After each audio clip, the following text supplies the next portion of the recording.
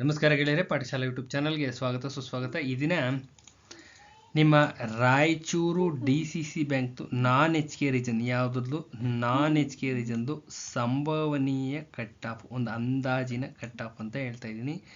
ಸಂಭವನೀಯತೆ ಇದೇನಿದು ಸಂಭವನೀಯತೆ, ಸುಮ್ಮನೆ ನಿಮ್ಮ ರೆಫರೆನ್ಸ್ಗೋಸ್ಕರ ಅಷ್ಟೇ. ಕ್ಲಿಯರಾಗಿ ಹೇಳ್ತಾ ಇದ್ದೀನಿ, ದಿಸ್ ಇಸ್ ಎ ಸಂಭವನೀಯ ಕಟ್ ಆಫ್, ಒಂದು ಅಂದಾಜು, ಒಂದು ಎಕ್ಸ್ಪೀರಿಯನ್ಸ್ ಬೇಸಿಸ್ ಮೇಲೆ ಇಷ್ಟಕ್ಕೆ ನಿಂತ್ಕೋಬೋದು ಅನ್ನೋ ಒಂದು ಅಂದಾಜು.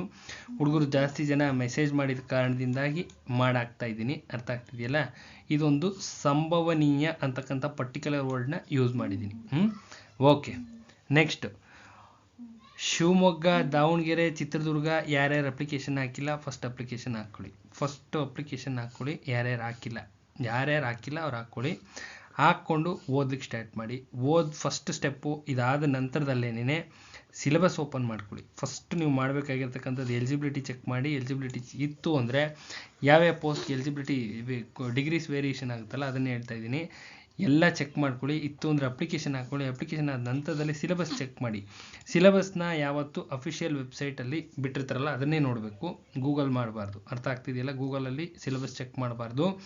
ಅಫಿಷಿಯಲ್ ವೆಬ್ಸೈಟ್ ನೋಟಿಫಿಕೇಶನ್ ಬರುತ್ತಲ್ಲ, ಈ ನೋಟಿಫಿಕೇಶನ್ ಅಂತ ಇರುತ್ತಲ್ಲ, ಈ ನೋಟಿಫಿಕೇಶನ್ ಒಳಗಡೆ ಹೋದರೆ ಆಯ್ಕೆ ವಿಧಾನ ಅಂತ ಇರುತ್ತೆ, ಅಲ್ಲಿ ಸಿಲೆಬಸ್ ಇರುತ್ತೆ. ಆ ಸಿಲೆಬಸ್ನ ಚೆಕ್ ಮಾಡಿಕೊಂಡು ಓದಕ್ಕೆ ಕೂತ್ಕೊಳ್ಳಿ. ಅರ್ಥ ಆಗ್ತಿದೆಯಲ್ಲ, ಇದು ಓದ್ತಕ್ಕಂಥ ವಿಧಾನ.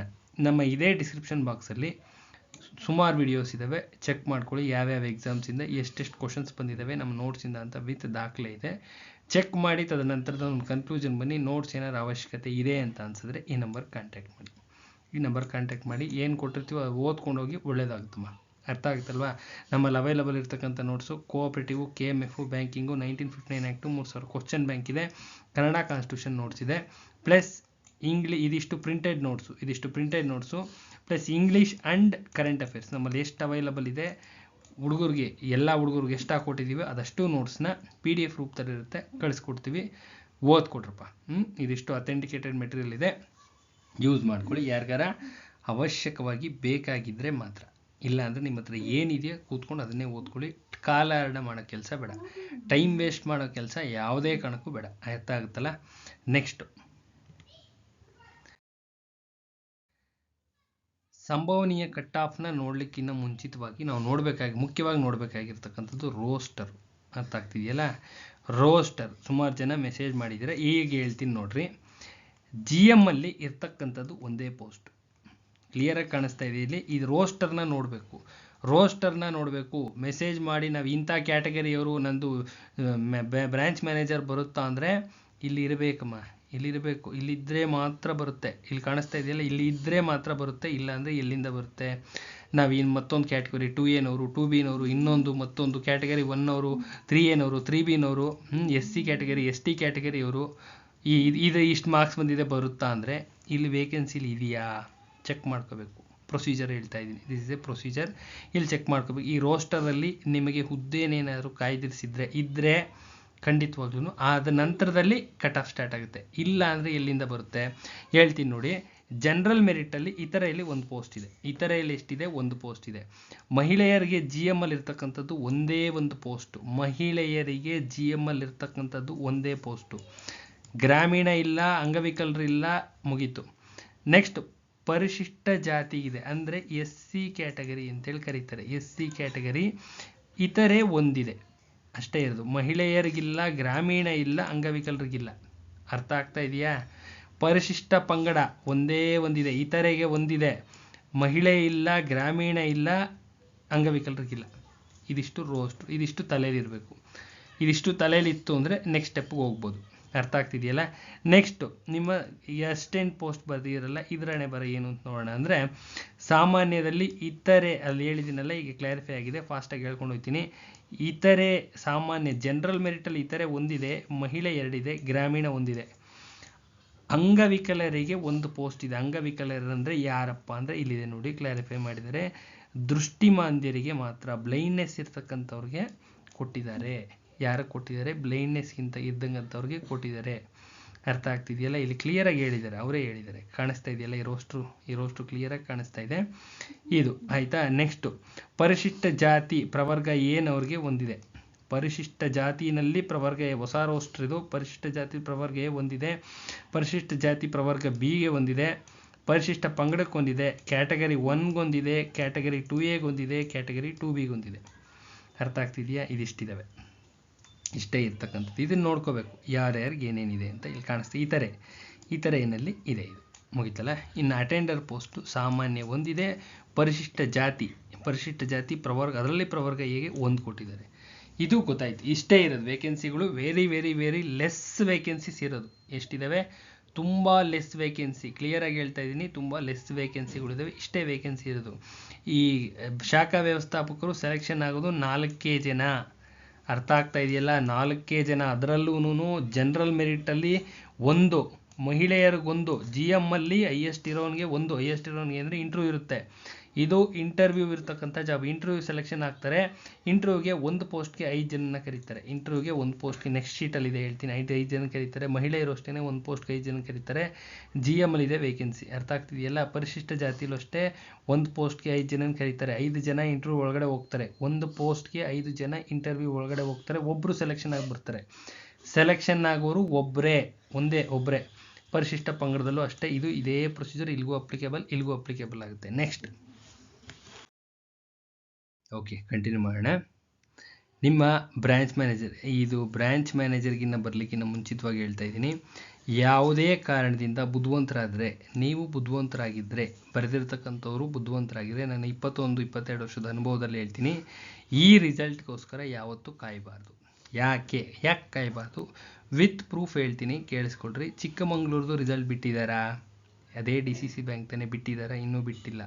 ಟೆಕ್ನಿಕಲ್ ಪ್ರಾಬ್ಲಮ್ಸ್ ಆಗಿ ಸ್ಟಾಪ್ ಮಾಡಿದ್ದಾರೆ. ಅಪೆಕ್ಸ್ದು ರಿಸಲ್ಟ್ ಬಿಟ್ಟಿಲ್ಲ. ಅರ್ಥ ಆಗ್ತಿದೆಯಾ? ಟೆಕ್ನಿಕಲ್ ಪ್ರಾಬ್ಲಮ್ಸ್ ಆಗಿ ಸ್ಟಾಪ್ ಮಾಡಿದ್ದಾರೆ. ಏನು ಬೇಕಾದರೂ ಆಗ್ಬೋದು. ಅರ್ಥ ಆಗ್ತಿದೆಯಲ್ಲ? 1.5 ತಿಂಗಳಲ್ಲಿ ರಿಸಲ್ಟ್ ಅನೌನ್ಸ್ ಆಗಿ ಇಮಿಡಿಯೇಟ್ಲಿ ಪ್ರೋಸೆಸ್ ಕ್ಲೋಸ್ ಮಾಡ್ಬೋದು. ಅರ್ಥ ಆಗ್ತಿದೆಯಲ್ಲ? ಏನು ಬೇಕಾದ್ರೂ ಆಗ್ಬೋದು. ಆದ ಕಾರಣದಿಂದಾಗಿ ಯಾರೊಬ್ಬರೂ ಯಾವುದೇ ಒಂದು ರಿಸಲ್ಟ್ಗೆ, ಈ ರಿಸಲ್ಟು ಅಂತ ಅಲ್ಲ, ಈ ಎಕ್ಸಾಮ್ ರಿಸಲ್ಟು ಅಂತ ಅಲ್ಲ, ಯಾವುದೇ ಒಂದು ರಿಸಲ್ಟ್ಗೂ ಕಾಯ್ಕೂಡ್ದು. ಯಾರೊಬ್ಬರೂ ಕಾಯ್ಕೂಡ್ದು. ಅರ್ಥ ಆಗ್ತಿದೆಯಲ್ಲ? ಬರ್ದಿದ್ದೀರಾ, ಸಂತೋಷ. OMR ತರಬೇಕು, ಇಟ್ಕೋಬೇಕು. ಅರ್ಥ ಆಗುತ್ತಲ್ಲ? ಇಂಟರ್ವ್ಯೂ ಕರೀತಾರೆ, ಇಂಟರ್ವ್ಯೂ ಫೇಸ್ ಮಾಡ್ಕೋಬೇಕು. ಅಲ್ಲಿವರೆಗೂ ಏನು ಮಾಡಬೇಕಪ್ಪ ಅಂದರೆ ಅಚ್ಚುಕಟ್ಟಾಗಿ ಕೂತ್ಕೊಂಡು ಬೇರೆ ಎಕ್ಸಾಮ್ಸ್ಗೆ ಪ್ರಿಪೇರ್ ಆಗಬೇಕು. ಗೊತ್ತಿರೋದನ್ನ ಹೇಳಿದ್ದೀನಿ. ಬೇರೆ ಎಕ್ಸಾಮ್ಸ್ಗೆ ಪ್ರಿಪೇರ್ ಆಗಿ, ಯಾವುದಾದ್ರೂ ಸರಿ, ನಿಮ್ಮ ಚಾಯ್ಸು. ಇದೇ ಆಗಿ ಅದೇ ಆಗಿ ಅಂತಲ್ಲ, ಯಾವುದಾದ್ರೂ ಒಂದು ನೆಟ್ಗಿರೋದು ಸೆಲೆಕ್ಷನ್ ಮಾಡ್ಕೋಬೇಕು. ಬೇರೆ ಎಕ್ಸಾಮ್ಸ್ಗೆ ಪ್ರಿಪೇರ್ ಆಗ್ತಾ ಇರಬೇಕು. ಇಲ್ಲ ಇದರಲ್ಲಿ ಕಂಟಿನ್ಯೂ ಆಯ್ತೀನಿ ಅಂದರೆ ಶಿಮೂಲ್ ಇದೆ, ಕಂಟಿನ್ಯೂ ಆಗಿ. ನಿಮ್ಮ ಗ್ರಾಹಕರ ಮಹಾಮಂಡಲ ಇದೆ, ಕಂಟಿನ್ಯೂ ಆಗಿ. ಚಾರ್ಟೆಡ್ ಕೋಆಪರೇಟಿವ್ ಬ್ಯಾಂಕ್ ಅಂತ ಇದೆ, ಓದ್ಕೊಂಡು ಕಂಟಿನ್ಯೂ ಆಗಿ. ನಿಲ್ಲಿಸೋ ಕತೆ ಬೇಡ, ರಿಸಲ್ಟ್ಗೆ ಕಾಯೋ ಕತೆ ಬೇಡ. ಈ ರಿಸಲ್ಟ್ ಬರುತ್ತೆ, ನಾವೇ ಸೆಲೆಕ್ಷನ್ ಆಯ್ತೀವಿ, ಯಾರಿಗೆ ಗೊತ್ತು? ಯಾರು ಸೆಲೆಕ್ಷನ್ ಆಗಿ ಇರ್ತಕ್ಕಂಥದ್ದು 4 ಪೋಸ್ಟು. ಅರ್ಥ ಆಗ್ತಿದ್ದಿಲ್ಲ? 1000 ಜನ ಬರ್ತಿರ್ತಾರೆ. ಇರ್ತಕ್ಕಂಥದ್ದು ಕೇವಲ 4 ಜನ ಒಳಗಡೆ ಹೋಗೋದು. ಬ್ರಾಂಚ್ ಮ್ಯಾನೇಜರ್ಗಳಾಗಿ ಒಳಗಡೆ ಲೆಗ್ಗಿಡ್ತಕ್ಕಂಥವ್ರು 4 ಜನ. ಇದು ಪ್ರಾಕ್ಟಿಕಾಲಿಟಿ. ಅರ್ಥ ಮಾಡ್ಕೊಳ್ಳಿ. ನಾನ್ HK ಬಗ್ಗೆ ಮಾತಾಡ್ತಾ ಇದ್ದೀನಿ. ಮತ್ತು ಇನ್ನೊಂದು ಸತಿ ಹೇಳ್ತಾ ಇದ್ದೀನಿ, ನಾನ್ HK ರೀಜನ್ ಇದು. ನಾನ್ HK ಕ್ಲಿಯರ್? ಸಹಾಯಕ ಗ್ರೇಡ್ 1 11 ಜನ ಒಳಗಡೆ ಹೋಗೋದು. ಎಷ್ಟು ಜನ ಹೋಗ್ತಾರೆ? ಕೇವಲ 11 ಜನ. 1000 ಜನ ಬರ್ದಿದ್ದೀರಾ, ಕೇವಲ 11 ಜನ. ಮಿಕ್ದವರೆಲ್ಲ ಎಲ್ಲಿರ್ತಾರೆ? ಮಿಕ್ದವರೆಲ್ಲ ಲೈಬ್ರರಿಲಿ ಕೂತ್ಕೊಂಡು ಓದ್ತಾ ಇರ್ತೀರ. ಇದು ಫ್ಯಾಕ್ಟು. ಕ್ಲಿಯರ್? ಮಿಕ್ದವರೆಲ್ಲ ಎಲ್ಲಿರ್ತಾರೆ? 11 ಜನನ ಬಿಟ್ಟರೆ ಮಿಕ್ದವ್ರು ಎಲ್ಲ ಲೈಬ್ರರಿಲಿ ಕೂತ್ಕೊಂಡು ಓದ್ತಿರ್ತೀರ. ಅದೇ ಕೆಲಸನ ಈಗಲಿಂದನೇ ಮಾಡಿ. ಇಂಟರ್ವ್ಯೂ ಬಂದಾಗ ಇಂಟರ್ವ್ಯೂ ಫೇಸ್ ಮಾಡ್ಕೊಳ್ಳಿ, ಅದು ಬೇರೆ ವಿಚಾರ. ಅರ್ಥ ಆಗ್ತಿದೆಯಲ್ಲ? ಅದಕ್ಕೋಸ್ಕರ ಕೂತ್ಕೊಂಡು ಓದಿ. ಯಾವ ಎಕ್ಸಾಮ್ ಆದರೂ ಸರಿ, ಗೌರ್ಮೆಂಟ್ ಎಕ್ಸಾಮ್ಗೆ ಓದ್ತಾ ಇರೋರು, ಯಾವುದೇ ಎಕ್ಸಾಮ್ ಆದರೂ, ಸೆಂಟ್ರಲ್ ಆಗಿರಲಿ, ಇನ್ನೊಂದಾಗಿರಲಿ, ಇಲ್ಲ ಇದೇ ಫೀಲ್ಡಲ್ಲಿ ಕಂಟಿನ್ಯೂ ಮಾಡ್ತೀನಿ ಮಾಡಿರಿ, KPSC ಆಗಿರಲಿ, KE ಆಗಿರಲಿ, ಯಾವುದಾದ್ರೂ ಸರಿ, ನಿಮ್ಮ ಚಾಯ್ಸು. ಎಕ್ಸಾಮು ನಿಮ್ಮ ಚಾಯ್ಸು. ಬಟ್ ಓದಲೇಬೇಕು, ಖಂಡಿತವಾಗಿ ಓದಲೇಬೇಕು ಅಂತ ಹೇಳ್ತೀನಿ. ಯಾವುದೇ ಕಾರಣಕ್ಕೂ ರಿಸಲ್ಟ್ಗೆ ಕಾಯಬಾರ್ದು. ಇದ್ರದ್ದು ಏನಾಯಿತು, ಯಾವಾಗ ಬಿಡ್ತಾರೆ, ನಾಳೆ ಬಿಡ್ತಾರಾ, ನಾಡಿದ್ದು ಬಿಡ್ತಾರಾ, ನಮಗೆ ವೆಯ್ಟ್ ಮಾಡ್ತಾ ಇದ್ದೀವಿ. ಇವೆಲ್ಲ ರಿಸಲ್ಟು ವೆಯ್ಟ್ ಮಾಡೋವಂಥ ರಿಸಲ್ಟ್ಸ್ ಅಲ್ಲ. ಕ್ಲಿಯರಾಗಿ ಹೇಳ್ತಾ ಇದ್ದೀನಿ, ಇದು ವೆಯ್ಟಿಂಗ್ ಮಾಡೋವಂಥ ರಿಸಲ್ಟ್ಸ್ ಅಲ್ಲ. ಶೂರ್ ಶಾಟ್ ಅಲ್ಲ ಇದು. KPSC ಆದರೆ ಇಂಟರ್ವ್ಯೂ ಇರೋದಿಲ್ಲ. ಅರ್ಥ ಆಗ್ತಾ ಇದೆಯಲ್ಲ? KPSC KE ಆದರೆ ಇಂಟರ್ವ್ಯೂ ಇರೋದಿಲ್ಲ. ಒಂದು ಹೈಯೆಸ್ಟ್ ಸ್ಕೋರಿಂಗ್ ಮೀರಿ ಸ್ಕೋರ್ ಆಯಿತು ಅಂದರೆ ಕೆಲಸ ಕನ್ಫರ್ಮ್ ಇರುತ್ತೆ. ನೋಡಿದ್ರೆ ಗೊತ್ತಾಗುತ್ತೆ. ಬರೆದು ಬಂದ ದಿನನೇ ಗೊತ್ತಾಗೋಗುತ್ತೆ. ಇಂಟರ್ವ್ಯೂ ಇಲ್ಲ ಅಂದರೆ ಜಾಬು ಬರೆದು ಬಂದ ದಿನಾನೇ ರಿಸಲ್ಟ್ ನಮ್ಮ ಕೈಯಲ್ಲೇ ಇರುತ್ತೆ, ಅಲ್ಲೇ ಗೊತ್ತಾಗ್ಬಿಡುತ್ತೆ. ಎಕ್ಸಾಮಿನೇಷನ್ ಹಾಲಲ್ಲಿ ಬರೆದು ಕೂತ್ಕೋತೀವಲ್ಲ, ಅಲ್ಲೇ ಗೊತ್ತಾಗುತ್ತೆ ಸೆಲೆಕ್ಷನ್ ಆಗ್ತೀವ ಇಲ್ವಾ ಅಂತ, ಅಲ್ಲೇ ಗೊತ್ತಾಗುತ್ತೆ. ಅರ್ಥ ಆಗ್ತಿದೆಯಲ್ಲ? ಅದು ಕನ್ಫರ್ಮು. ಇದು ಇಂಟರ್ವ್ಯೂ ಇರ್ತಕ್ಕಂಥ ಜಾಬ್. ಅರ್ಥ ಆಗುತ್ತಲ್ಲ? ಇದು ಇಂಟರ್ವ್ಯೂ ಇದೆ. ಇದಾದ ನಂತರ ನೀವು ಇಂಟರ್ವ್ಯೂ ಲೆಟರ್ ತಗೊಂಡು ಇಂಟರ್ವ್ಯೂ ಫೇಸ್ ಮಾಡಿಕೊಂಡು ತದನಂತರದಲ್ಲಿ ಕೆಲಸಕ್ಕೆ ಸೇರ್ಕೋಬೇಕು. ಇದು ಪ್ರೊಸೀಜರ್ ಇರುತ್ತೆ. ಪ್ರೊಸೀಜರ್ ಇದು. ಅರ್ಥ ಆಗ್ತಿದ್ರೆ ಇಂಟರ್ವ್ಯೂ ಇರೋದ್ರಿಂದಾಗಿ ದಯವಿಟ್ಟು ಯಾರು ಕಾಯಬೇಡಿ. ಈ ರಿಸಲ್ಟ್ಸ್ಗೆ ಕಾಯೋದು ಅರ್ಥ ಇಲ್ಲ, ಯಾವುದೇ ಕಾರಣಕ್ಕೂ ಅರ್ಥ ಇಲ್ಲ. ಕ್ಲಿಯರ್? ಕೂತ್ಕೊಂಡು ನೆಕ್ಸ್ಟ್ ಎಕ್ಸಾಮ್ಸ್ಗೆ ಓದ್ತಾ ಇರಿ. ಇವ್ರು ಬಿಡ್ತಾರೆ, ರಿಸಲ್ಟ್ ಬಿಡ್ತಾರೆ. ಒಂದೂವರೆ ತಿಂಗಳು ಗ್ಯಾಪ್ ಆಗುತ್ತೆ. ಮೇ ಬಿ 1.5 ತಿಂಗಳು ಗ್ಯಾಪ್ ಆಗುತ್ತೆ. ಮೇ ಬಿ ಅಂದಾಜಿನ ಮೇಲೆ ಹೇಳ್ತಾ ಇದ್ದೀನಿ. ಇದು ಅಷ್ಟೇ, ಅಂದಾಜಿನ ಮೇಲೆ, ಹಳೆಯ ಅನುಭವದ ಆಧಾರದ ಮೇಲೆ 1.5 ತಿಂಗಳಲ್ಲಿ ರಿಸಲ್ಟ್ ಅನೌನ್ಸ್ ಮಾಡ್ತಕ್ಕಂಥ ಚಾನ್ಸಸ್ ಇರುತ್ತೆ. ಇನ್ನೂ ಲೇಟ್ ಆದರೆ ವೆಯ್ಟ್ ಮಾಡಿ ಅಷ್ಟೇ. ಚಾನ್ಸಸ್ ಇದೆ. ಆವಾಗ ನೋಡ್ಕೊಳ್ಳಿ. ಲೆಟ್ರು ಬಂತು ಅಂದರೆ ಇಂಟರ್ವ್ಯೂ ಫೇಸ್ ಮಾಡ್ಕೊಳ್ಳಿ. ಇಲ್ಲ ಅಂದರೆ 1.5 ತಿಂಗಳು ಹಾಳಾಗೋಗ್ಬಿಡುತ್ತೆ. 1.5 ತಿಂಗಳು ಏನಾದ್ರು ಓದದೆ ಇದ್ರ ಗುಂಗಲ್ಲೇ ಇದ್ದರೆ 1.5 ತಿಂಗಳು ಹಾಳಾಗೋಗ್ಬಿಡುತ್ತೆ. ಅರ್ಥ ಆಗ್ತಿದ್ದಿಲ್ಲ? 1.5 ತಿಂಗಳು ಯಾವುದೇ ಕಾರಣಕ್ಕೆ ಹಾಳು ಮಾಡ್ಕೋಬೇಡಿ. ಓದ್ಕೊಳ್ಳಿ. ಅದೇ ಫ್ಲೋನಲ್ಲಿರಲಿ. ಒಂದೇ ಫ್ಲೋನಲ್ಲಿದ್ದರೆ ಕಂಟಿನ್ಯೂಟಿ ಆಗಿದ್ದರೆ ಓದಲಿಕ್ಕೆ ಅದು ಎಲ್ಲದಕ್ಕೂ ಅನುಕೂಲ ಆಗುತ್ತೆ. ಎಕ್ಸಾಮ್ ಫೇಸ್ ಮಾಡಲಿಕ್ಕೆ ಅನುಕೂಲ ಆಗುತ್ತೆ. ಅರ್ಥ ಆಗ್ತಿದೆಯಲ್ಲ? ಮಾಡಬೇಕಾಗಿರ್ತಕ್ಕಂಥ ಕೆಲಸ ಇವತ್ತಿಂದ ಅಚ್ಚುಕಟ್ಟಾಗಿ ಕೂತ್ಕೊಂಡು ಓದೋದು. ನಿಮ್ಮ ಚಾಯ್ಸು, ನಿಮ್ಮ ಅನುಕೂಲ. ಯಾವ ಎಕ್ಸಾಮ್ ಆದರೂ ಸರಿ. ಎಕ್ಸಾಮ್ ಇದೆ ಏನು ಸ್ಪೆಸಿಫೈ ಮಾಡ್ತಿಲ್ಲ, ಓದೋದು ಮಾತ್ರ ಕಡ್ಡಾಯವಾಗಿ ಓದಿ. ಬೆಳಗ್ಗೆ ಲೈಬ್ರರಿಗೆ ಹೋಗಿ ಕೂತ್ಕೊಳ್ಳಿ, ಓದೋದನ್ನು ಕಂಟಿನ್ಯೂ ಮಾಡಿ. ಎಕ್ಸಾಮ್ಸ್ ಎಲ್ಲ ಕಾಲ್ ಮಾಡ್ತಾರೆ. KPSCಯಿಂದ ಕಾಲ್ ಆಗುತ್ತೆ, KA ಕಾಲ್ ಆಗ್ತವೆ, ಶಾರ್ಟ್ಲಿ ಆಗ್ತವೆ. ಪ್ಲಸ್ ನಿಮ್ಮ ಯಾವ DCC ಬ್ಯಾಂಕ್ಸು, KMF ಖಂಡಿತವಾಗ್ಲೂ ಆಗ್ತವೆ. ಎಲ್ಲ ಆಗ್ತವೆ, ಅದು ಇದು ಅಂತಲ್ಲ, ಎಲ್ಲ ಒಂದೊಂದೇ ಆಗ್ತಾ ಬರ್ತವೆ. ಕ್ಲಿಯರ್ ಮಾಡಿ ಎಕ್ಸಾಮ್ಸ್ ಆಗ್ತವೆ, ಮಾಡ್ಕೊಳ್ಳಿ. ಅರ್ಥ ಆಗುತ್ತಲ್ಲ? ಇದು ನಾನ್ ಎಚ್ ಕೆ ರೀಜನ್ದು ವೇಕೆನ್ಸಿ ತುಂಬ ಕಡಿಮೆ ಇದ್ದಿದ್ದರಿಂದ ಕಟ್ ಆಫ್ ಒಂದು ಅಂದಾಜು ಮೇಲೆ ರೆಡಿ ಮಾಡಿದೆ. HKದು ಇನ್ನೂ ರೆಡಿ ಆಗಿಲ್ಲ. ನಾನು ಫ್ರೀ ಆಗಬೇಕು. ಪ್ರೆಸೆಂಟ್ಲಿ ನಿಮ್ಮ KPSC KEದು ಯಾವುದೋ ಒಂದು ನೋಟ್ಸಲ್ಲಿ ತುಂಬ ಬ್ಯುಸಿ ಇದ್ದೀವಿ. ತುಂಬ ಬ್ಯುಸಿ ಇದ್ದೀವಿ. ಶಾರ್ಟ್ಲಿ ಅನೌನ್ಸ್ ಮಾಡ್ತೀವಿ. ಒಂದು ಅದ್ಭುತವಾದಂಥ ನೋಟ್ಸು. ಆ ನೋಟ್ಸಿಂದ ಇಷ್ಟು ಕ್ವಶನ್ಸ್ ಬರ್ತವೆ ಅಂತ ಹೇಳ್ತೀವಿ, ಅಷ್ಟು ಬಂದಿರ್ತವೆ. ಅಷ್ಟು ನೀಟಾಗಿ ರೆಡಿ ಮಾಡ್ತಾಯಿದ್ದೀವಿ. ಯಾವುದೋ ಮೆಥಡ್, ಅದು ಯಾವುದೋ ಒಂದು ನಮ್ಮದೇ ಆದಂಥ ಮೆಥಡು ಮಾಡ್ತೀವಿ. ಮಾಡಿಬಿಟ್ಟು ಹೇಳ್ತೀವಿ, ಅನೌನ್ಸ್ ಮಾಡ್ತೀವಿ. ಅವಶ್ಯಕತೆ ಇದ್ದರೆ ತಗೊಂಡು ಓದ್ಕೊಳ್ಳಿ. ಅರ್ಥ ಆಗುತ್ತಲ್ಲ? ಈಗ ಹೇಳ್ತೀನಿ ಕೇಳ್ರಿ. ಅರ್ಥ ಆಗುತ್ತಲ್ಲ? ಮತ್ತೆ ಮೆಸೇಜಸ್ ಮಾಡಬಾರ್ದು. ಅರ್ಥನೇ ಇಲ್ಲ, ಅನರ್ಥ ಅಂತ ಕ್ಲಿಯರಾಗಿ ಹೇಳ್ತಾ ಇದ್ದೀನಿ. ಮೆಸೇಜ್ ನಂದು ಇದಾಗಿದೆ, ಇಷ್ಟಾಗಿದೆ, ಬರುತ್ತಾ, ಇನ್ನೂ ಬರುತ್ತಾ, ನಾನು ಕಾಯ್ಕೊಂಡು ಕೂತಿದ್ದೀನಿ, ಎಕ್ಸೈಟ್ ಆಗಿದ್ದೀನಿ. ನೋ, ಇವೆಲ್ಲ ವರ್ಡಿಂಗ್ಸ್ ಅರ್ಥನೇ ಇಲ್ಲ. ಇಂಟರ್ವ್ಯೂ ಇದೆ. ಅರ್ಥ ಆಗ್ತಿದೆಯಲ್ಲ? ಬರೆದಿದ್ದೀರಾ, ಸಂತೋಷ. ಎತ್ತಿಟ್ಬಿಟ್ಟು ಸುಮ್ಮನೆ ಕೂತ್ಕೊಂಡು ಓದ್ಕೊಳ್ಳಿ ನೆಕ್ಸ್ಟ್ ಎಕ್ಸಾಮ್ಗೆ. ಕ್ಲಿಯರ್? ಬ್ರ್ಯಾಂಚ್ ಮ್ಯಾನೇಜರ್ ಇರ್ತಕ್ಕಂಥದ್ದು 4 ಪೋಸ್ಟು. ಒಂದು ವೇಕೆನ್ಸಿಗೆ 5 ಜನವನ್ನು ಕರೀತಾರೆ. ಒಂದು ವೇಕೆನ್ಸಿಗೆ ಎಷ್ಟು ಜನ ಕರೀತಾರೆ? 5 ಜನನ ಕರೀತಾರೆ. ಒಂದು ವೇಕೆನ್ಸಿಗೆ 5 ಜನನ ಕರೀತಾರೆ. ಬ್ರ್ಯಾಂಚ್ ಮ್ಯಾನೇಜರಲ್ಲಿ 140ವರೆಗೂ ಹೋಗಿರ್ಬೋದು ಸ್ಕೋರಿಂಗು, ಒಂದು ಅಂದಾಜು. 137ವರೆಗೂ ಮೆಸೇಜ್ ಮಾಡಿದ್ದಾರೆ. ಹಂಗಂತ ಅದೇ ಲಾಸ್ಟ್ ಅಂತ ಅಲ್ಲ. ನಮಗೆ ಮಾಡಿಲ್ಲದೆ ಇರ್ತಕ್ಕಂಥವ್ರು ತುಂಬ ಜನ ಇರ್ತಾರೆ, ಸ್ಕೋರ್ ಮಾಡಿರ್ತಕ್ಕಂಥವ್ರು ಇರ್ತಾರೆ. ಒಂದು ಅಂದಾಜು ನಾನೇ ಹೇಳ್ತಾ ಇದ್ದು 140ವರೆಗೂ ರೀಚ್ ಆಗಿರ್ಬೋದು. 137 136 ರೀಚ್ ಆಗಿರ್ತಕ್ಕಂಥವ್ರು ಮೆಸೇಜ್ ಮಾಡಿದ್ದಾರೆ. ಇಲ್ಲೇ ಮೆನ್ಷನ್ ಮಾಡಿದ್ದೀನಿ. ಅರ್ಥ ಆಗ್ತಿದೆಯಲ್ಲ? 140 142ವರೆಗೂ ಹೋಗಿರ್ಬೋದು, ಇಲ್ಲ 145ವರೆಗೂ ಹೋಗಿರೋ ಚಾನ್ಸಸ್ಸು ಇದೆ. ಯಾರು ಮೆಸೇಜ್ ಮಾಡಿಲ್ಲದೆ ಇರೋರು ಇರ್ಬೋದು. ಅರ್ಥ ಆಗ್ತಿದೆಯಲ್ಲ? ಸೊ ಒಂದು ಅಂದಾಜು ಮೇಲೆ ಹೇಳೋದಾದರೆ ಜನರಲ್ ಮೆರಿಟ್ ಈ ಥರ 5 ಜನ ಒಳಗಡೆ ಹೋಗೋದು. ಇಂಟರ್ವ್ಯೂ ಮಾಡೋದು 5 ಜನಕ್ಕೆ, ಒಂದೇ ಪೋಸ್ಟ್ ಇರೋದು. ಅದರಲ್ಲಿ ಸೆಲೆಕ್ಷನ್ ಆಗೋರು ಒಬ್ಬರೇ. 135 ಒಂದು ಅಂದಾಜು ಮೇಲೆ ನಿಲ್ಬಹುದು, ಅಂದಾಜು. ಮಹಿಳೆಯರು GM. ಅರ್ಥ ಆಗ್ತಿದೆಯಲ್ಲ? ಒಂದೇ ಒಂದು ವೇಕೆನ್ಸಿ ಇದೆ, 5 ಜನ ಒಳಗಡೆ ಹೋಗ್ತಿರಮ್ಮ. ಇಂಟರ್ವ್ಯೂ 5 ಜನಕ್ಕಾಗುತ್ತೆ, ಸೆಲೆಕ್ಷನ್ ಆಗೋರು ಒಬ್ಬರೇ. 120ವರೆಗೂ ಇಳಿಬೋದು. ಮಹಿಳೆಯರದಾಗಿರ್ತಕ್ಕಂಥ ಕಾರಣದಿಂದ 120ವರೆಗೂ ಇಳಿತಕ್ಕಂಥ ಚಾನ್ಸಸ್ ಇದೆ. ಇನ್ನು SC ಪ್ರವರ್ಗ A ಅಂತ ಇದೆ, ಹೊಸ ರೋಸ್ಟರ್ ಇದು. ಒಂದೇ ಒಂದು ವೇಕೆನ್ಸಿ ಇದೆ, 5 ಜನ ಇಂಟರ್ವ್ಯೂ ಒಳಗಡೆ ಹೋಗ್ತೀರಾ. 5 ಜನ ಇಂಟರ್ವ್ಯೂ ಒಳಗಡೆ ಹೋಗ್ತೀರಾ. ಎಷ್ಟು ಜನ ಹೋಗ್ತೀರಾ? 5 ಜನ ಇಂಟರ್ವ್ಯೂಗೆ ಒಳಗಡೆ ಹೋಗ್ತೀರಾ. ಒಬ್ಬರೇ ಸೆಲೆಕ್ಷನ್ ಆಗೋದು, ಯಾರಾದರೂ ಆಗ್ಬೋದು. ಅರ್ಥ ಆಗ್ತಿದೆಯಲ್ಲ? ಮೇ ಬಿ 115 ಆರ್ 110 ಬಂದ್ರೂ ಆಶ್ಚರ್ಯ ಪಡುವಂಥದ್ದೇನೂ ಇಲ್ಲ. 110ಇಂದ 115 ಇರ್ತಕ್ಕಂಥ ಅಷ್ಟು ಡೌನ್ಗಿಳಿಯೋ ಚಾನ್ಸಸ್ ಇದೆ. ಇದು ಅಷ್ಟೇ, 110ಇಂದ 115ವರೆಗೂ ಇಳಿತಕ್ಕಂಥ ಚಾನ್ಸಸ್ ಇದೆ. ಇನ್ ಬಿಟ್ವೀನ್ ಇಷ್ಟಿರ್ತಕ್ಕಂಥವ್ರು ಇರೋದ್ರಲ್ಲಿ ಸೇಫ್ ಅಂತ ಹೇಳ್ಬೋದು. ಇರೋದ್ರಲ್ಲಿ. ಅರ್ಥ ಆಗ್ತಿದೆಯಲ್ಲ? ಇದೊಂದ್ರ ಕತೆ ಮುಗೀತು. ಇನ್ನು ಸಹಾಯಕ ಗ್ರೇಡ್ 1 ನೋಡ್ತಾ ಹೋಗೋದಾದರೆ ಜನರಲ್ ಮೆರಿಟ್ ಇತರೇನಲ್ಲಿ ಒಂದೇ ಒಂದು ವೇಕೆನ್ಸಿ ಇದೆ. ಜನರಲ್ ಮೆರಿಟ್ ಅಷ್ಟೇ ನಾನು ಹೇಳ್ತಾ ಇರೋದು.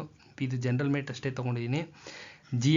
GM ಇತರೆ 138ವರೆಗೂ ಇಳಿತಕ್ಕಂಥ ಚಾನ್ಸಸ್ ಇದೆ. 145ವರೆಗೂ ತೆಗೆದ್ಬಿಟ್ಟಿದ್ದಾರಮ್ಮ, ಮೆಸೇಜ್ ಮಾಡಿದ್ದಾರೆ. ನಾನ್ ಎಚ್ ಕೆ ರೀಸನ್ ಅಷ್ಟೇ ನಾನು ಮಾತಾಡ್ತಾ ಇರೋದು. 145 ತೆಗೆದಿದ್ದಾರೆ, ಯಾರೋ ತೆಗೆದಿದ್ದಾರೆ. ಅರ್ಥ ಆಗ್ತಿದೆಯಲ್ಲ? 139 ತೆಗೆದಿದ್ದಾರೆ, 142 ತೆಗೆದಿದ್ದಾರೆ, 143ನೂ ಇರುತ್ತೆ, 144 ಇರುತ್ತೆ. ನಮಗೆ ಮೆಸೇಜ್ ಬಂದಿಲ್ಲ ಅಷ್ಟೇ. ಅರ್ಥ ಆಗ್ತಿದೆಯಲ್ಲ? 145 ಅಂದರೆ 145ಇಂದ ತೆಕ್ಕೊಂಬಂದಿರ್ತಾರೆ, ಕೆಳಗಡೆ ಬಂದಿರ್ತಾರೆ. ಮೇಲ್ಗಡೆ ಬಂದಿರೋರು ಒಬ್ಬರು ಇಬ್ಬರು ಇರ್ಬೋದು, ಇಲ್ಲದೇನೂ ಇರ್ಬೋದು, ಹೇಳಕ್ಕೆ ಬರಲ್ಲ. ಅರ್ಥ ಆಗ್ತಿದೆಯಲ್ಲ? ಇದು 138ವರೆಗೂ ಇಳಿತಕ್ಕಂಥ ಚಾನ್ಸಸ್ ಇದೆ. ಒಂದು ಅಂದಾಜಿನ ಮೇಲೆ ಹೇಳೋದಾದರೆ ಯಾವುದು GM ಇತರೆ. ಇನ್ನು ಮಹಿಳೆಯರು ಇವು 10 ಜನ ಇಂಟರ್ವ್ಯೂಗೆ ಹೋಗ್ತಾರೆ, 2 ವೇಕೆನ್ಸಿ ಇದೆ. 5 ಜನ ಇಂಟು 2 ಅಂದರೆ 10 ಜನ ಇಂಟರ್ವ್ಯೂ ಮಾಡ್ತಾರೆ. ಇಂಟರ್ವ್ಯೂ ಮಾಡೋದು ಎಷ್ಟು ಜನನ? 10 ಜನನ. 2 ವೇಕೆನ್ಸಿ ಇದೆ ಅಂದರೆ 1 ವೇಕೆನ್ಸಿಗೆ 5 ಜನ ಕರೆದ್ರು ಅಂದರೆ 10 ಜನ ಆದರು. ಅರ್ಥ ಆಗ್ತಿದೆಯಲ್ಲ? ಸಿಂಪಲಾಗಿ ಹೇಳ್ತಾ ಇದ್ದೀನಿ, ರಾಕೆಟ್ ಸೈನ್ಸ್ ಏನೂ ಇಲ್ಲ ಇದರಲ್ಲಿ. 10 ಜನ ಒಳಗಡೆ ಅಂದರೆ ಇಂಟರ್ವ್ಯೂಗೆ 110 ಮಾರ್ಕ್ಸ್ವರೆಗೂ ಇಳಿತಕ್ಕಂಥ ಚಾನ್ಸಸ್ ಇದೆ. GM ಮಹಿಳೆ 110ವರೆಗೂ ಇಳಿಬೋದು. ಇನ್ನು ಜನರಲ್ ಮೆರಿಟ್ ಗ್ರಾಮೀಣ 120ರಿಂದ 125 ರೇಂಜಲ್ಲಿ ನಿಲ್ಲೋ ಚಾನ್ಸಸ್ ಇದೆ. ಇನ್ನು ಅಂಗವಿಕಲರು ಬ್ಲೈಂಡ್ ಕೊಟ್ಟಿದ್ದಾರೆ, ಈ ಸತಿ ಬ್ಲೈಂಡ್ ಕೊಟ್ಟಿದ್ದಾರೆ, 1 ವೇಕೆನ್ಸಿ ಇದೆ. 80ವರೆಗೂ ನಿಲ್ಬೋದು. ಇನ್ನೂ ಕಡಿಮೆ ಆದರೂ ಆಶ್ಚರ್ಯ ಪಡುವಂಥದ್ದು ಏನೂ ಇಲ್ಲ. ಹೆಂಗಿರ್ತಾರೆ, ಹೆಂಗೆ ಅಟೆಂಡ್ ಮಾಡಿರ್ತಾರೆ ಅನ್ನೋದ್ರ ಮೇಲೆ ಹೋಗುತ್ತೆ. 80 ಅಥವಾ ಅದಕ್ಕಿಂತ ಕಡಿಮೆ, ಜಾಸ್ತಿ ಅಂತೂ ಇಲ್ಲ. 80 ಅದಕ್ಕಿಂತ ಕಡಿಮೆ ಆಗಿದ್ರೂ ಆಗೋ ಚಾನ್ಸಸ್ ಇರುತ್ತೆ. ವೆಯ್ಟ್ ಮಾಡಿ ಕೂತ್ಕೊಂಡು ಓದ್ಕೊಳ್ಳಿ. ಕಾಲಹರಣ ಮಾತ್ರ ಬೇಡ. ಅರ್ಥ ಆಗ್ತಿದೆಯಲ್ಲ? ಇನ್ನು ಇದು ಬಿಟ್ಟು ಕೆಳಗಡೆ ಇನ್ಯಾರು ಇದು ಯಾವುದು 2A 2B 3A 3B ಎಲ್ಲ ಬರ್ತಾವಲ್ಲ, ಅದ್ರದ್ದು ಬೇಡ. ಅದ್ರದ್ದು ಅನಾಲಿಸಿಸ್ ಮಾಡೋಕ್ಕಾಗೋದಿಲ್ಲ, ಚಾನ್ಸೇ ಇಲ್ಲ. ಪೇಪರ್ ಸಿಕ್ಕಿದ್ರೆ ಮಾಡ್ಬೋದು, ಅದ್ರದ್ದು ಅಷ್ಟು ಡೀಪಾಗಿ ಬೇಡ. ಇದಿಷ್ಟು ನೋಡ್ಕೊಳ್ರಿ. ಅರ್ಥ ಆಗ್ತಿದೆಯಲ್ಲ? ಪ್ಯೂರ್ GM ಅಷ್ಟೇ ಹೇಳಿರೋದು. ಇನ್ನು ಅಟೆಂಡರು ಜನರಲ್ ಮೆರಿಟ್ 90, SC 85ವರೆಗೂ ಹೋಗೋ ಚಾನ್ಸಸ್ ಇದೆ. ಮಾಡಿರ್ತಾರೆ 90ವರೆಗೂ ಮಾಡಿರ್ತಕ್ಕಂಥ ಹುಡುಗರು ಇರ್ತಾರೆ. ನನಗೆ ಮೆಸೇಜ್ ಬಂದಿಲ್ಲ, ಬಟ್ ಅಂದಾಜು ಹೇಳ್ತಾ ಇದ್ದೀನಿ. ಒಂದು 90+ ಮಾಡಿರ್ತಕ್ಕಂಥವ್ರು ಇರ್ತಾರೆ, 90ಕ್ಕಿಂತ ಜಾಸ್ತಿ ಹೋಗಿರ್ತಕ್ಕಂಥವ್ರು ಇರ್ತಾರೆ, ಇಲ್ಲ ಅಂತ ಹೇಳಕ್ಕೆ ಬರೋದಿಲ್ಲ. ಇದೊಂದು 90, ಇದೊಂದು 85 ನಿಲ್ಬೋದು. ಎರಡು ಒಂದೊಂದು ವೇಕೆನ್ಸಿ ಇದ್ದಾವೆ, ಒಂದೊಂದೇ ವೇಕೆನ್ಸಿ. ಅರ್ಥ ಆಗ್ತಿದೆಯಲ್ಲ? ಬ್ರ್ಯಾಂಚ್ ಮ್ಯಾನೇಜರಲ್ಲಿ ಹೋಗೋರು 4 ಜನ, ಬರ್ದಿರೋರು 1000 ಜನ, ಒಳಗಡೆ ಹೋಗೋರು 4 ಜನ, ಕೇವಲ 4 ಜನ. ಅರ್ಥ ಆಗ್ತಿದೆಯಲ್ಲ? ಅದು GMಲ್ಲಿ ಹೋಗ್ತಕ್ಕಂಥವ್ರು 4 ಜನ, 5 ಜನ. ಏನು ಇಂಟರ್ವ್ಯೂಗೆ ಹೋಗ್ತಕ್ಕಂಥವ್ರು 5 ಜನ, ಸೆಲೆಕ್ಷನ್ ಆಗೋರು ಒಬ್ಬರು. ಮಹಿಳೆಯರು ಅಷ್ಟೇ, 5 ಜನ ಹೋಗ್ತೀರಾ, ಸೆಲೆಕ್ಷನ್ ಆಗೋರೊಬ್ಬರು. SCನಲ್ಲೂ ಅಷ್ಟೇ 5 ಜನ ಹೋಗ್ತೀರಾ, ಸೆಲೆಕ್ಷನ್ ಆಗೋರೊಬ್ಬರು. STನಲ್ಲೂ ಅಷ್ಟೇ 5 ಜನ ಹೋಗ್ತೀರಾ, ಸೆಲೆಕ್ಷನ್ ಆಗೋರು ಒಬ್ಬರೇ. ಇಷ್ಟು ವೇಕೆನ್ಸಿ ತುಂಬ ಲೆಸ್ ಇದೆ. ಎಷ್ಟಿದೆ? Very very very less chances ಇದೆ. ಅರ್ಥ ಆಗ್ತಿದೆಯಲ್ಲ? ಅದಕ್ಕೋಸ್ಕರ ದಯವಿಟ್ಟು ಕೂತ್ಕೊಂಡು ಓದೋ ಕಡೆ ಗಮನ ಕೊಡಿ. ಇಂಟರ್ವ್ಯೂ ಯಾವ್ದು ಇರೋದಿಲ್ಲ, ಅದರದ್ದು ಕಟ್ ಆಫ್ನ ಹೇಳಿದ್ರೆ ನೆಮ್ಮದಿಯಾಗಿ ನಿದ್ದೆ ಮಾಡ್ಬೋದು. ಅರ್ಥ ಆಗ್ತಾ ಇದೆಯಲ್ಲ ನಾನು ಏನು ಹೇಳ್ತಾ ಇದ್ದೀನಿ? KPSC ಅಥವಾ KA ಎಕ್ಸಾಮ್ಸ್ ಬರ್ತಾವಲ್ಲ, ಇದ್ರದ್ದು ಯಾವುದಾದ್ರೂ ಕರೆಕ್ಟ್ ಕಟ್ ಆಫು ಒಂದು ಅಂದಾಜು ಒಳ್ಳೆ ಪೇಪರಲ್ಲಿ 150+ ಮಾಡಿದ್ರಿ ಅಂದರೆ ಕನ್ಫರ್ಮ್ ಇರುತ್ತೆ. ವೇಕೆನ್ಸಿ ಜಾಸ್ತಿ ಇದು ಅಂದರೆ ಜಾಬ್ ಕನ್ಫರ್ಮ್ ಇರುತ್ತೆ, ಕನ್ಫರ್ಮ್ ಗೊತ್ತಾಗ್ಬಿಡುತ್ತೆ. ಅರ್ಥ ಆಗ್ತಿದೆಯಲ್ಲ? 100% ಕನ್ಫರ್ಮ್ ಇರುತ್ತೆ. ಒಂದು ಅಂದಾಜು ಮೇಲೆ ಹೇಳ್ತಾ ಇದ್ದೀನಿ. 150+ ಮಾಡಿದ್ರಿ ಅಂದರೆ ಶೋರ್ ಶಾಟ್ ಇರುತ್ತೆ, ಇದಾಗುತ್ತೆ ಕನ್ಫರ್ಮ್. ಎಬೋ ಸ್ಕೋರಿಗೆ ಜನರಲ್ ಮೆರಿಟ್ಗಿಂತ ಎಬೋ ಹೊರಟೋಗಿದೆ ಅಂತ ಕಣ್ಣಿಗೆ ಕಾಣ್ತಾ ಇರುತ್ತೆ. ಆವಾಗ ವೆಯ್ಟ್ ಮಾಡ್ಬೋದು. ಬಿಡಪ್ಪ ಆಗಿದೆ, ನೆಕ್ಸ್ಟ್ ಯಾವುದು KS ಕಡೆ ಗಮನ ಹರಿಸೋಣ, ಇನ್ಯಾವುದು ಬೇಡ, ಸಾಕು. ಇದು KS ಕಾಲ್ ಮಾಡ್ದಂಗೆ ನೋಡ್ಕೊಳ್ಳೋಣ ಅಂತೇಳಿ ಇದು ಯಾವುದೋ ಒಂದು ಕೆಲಸ ಆಗಿದೆ, ಮುಂದೆ ಕೆಲಸ ನೋಡ್ಕೋಬೋದು. ಇದು ಇಂಟರ್ವ್ಯೂ ಇರ್ತಕ್ಕಂಥ ಜಾಬ್ ಆಗಿರೋದ್ರಿಂದ, ವೇಕೆನ್ಸಿ ಕಡಿಮೆ ಇರೋದ್ರಿಂದ ರಿಸಲ್ಟ್ಗೆ ಕಾಯಬೇಡಿ. ಯಾವುದೇ ಕಾರಣಕ್ಕೂ ಕಾಯೋದ್ರಲ್ಲಿ ಅರ್ಥ ಇಲ್ಲ. ಕೂತ್ಕೊಂಡು ನೆಕ್ಸ್ಟ್ ಎಕ್ಸಾಮ್ಗೆ ಓದ್ತಾ ಇರಿ. ಅವ್ರ ಪಾಡ್ಗೆ ರಿಸಲ್ಟ್ ಬಿಡ್ತಾರೆ. ರಿಸಲ್ಟ್ ಬಿಟ್ಟಾಗ ಇಂಟರ್ವ್ಯೂ ಫೇಸ್ ಮಾಡ್ಕೊಂಡು ಬನ್ನಿ. ಅರ್ಥ ಆಗುತ್ತಲ್ಲ? ಸೊ ಏನು ಹೇಳಿದೆ ಅಂತ ಕ್ಲಿಯರಾಗಿ ಹೇಳಿದ್ದೀನಿ. ಓದ್ಕೊಳ್ಳಿ ಕೂತ್ಕೊಂಡು. ನಾನು ಎಚ್ ಕೆ ರೀಜನ್ದು ದಯವಿಟ್ಟು ಮೆಸೇಜಸ್ ಮಾಡಿಬಿಡಿ. ನನ್ನ ಹತ್ರ ಇದ್ದಾವೆ ಲಿಸ್ಟ್, ಎಲ್ಲ ಕಳಿಸಿರೋದೆಲ್ಲ ಇದೆ. ನಾನು ಫ್ರೀ ಆದಾಗ ಒಂದು ಅಂದಾಜು ಪ್ರಿಡಿಕ್ಷನ್ ಹೇಳ್ತೀನಿ.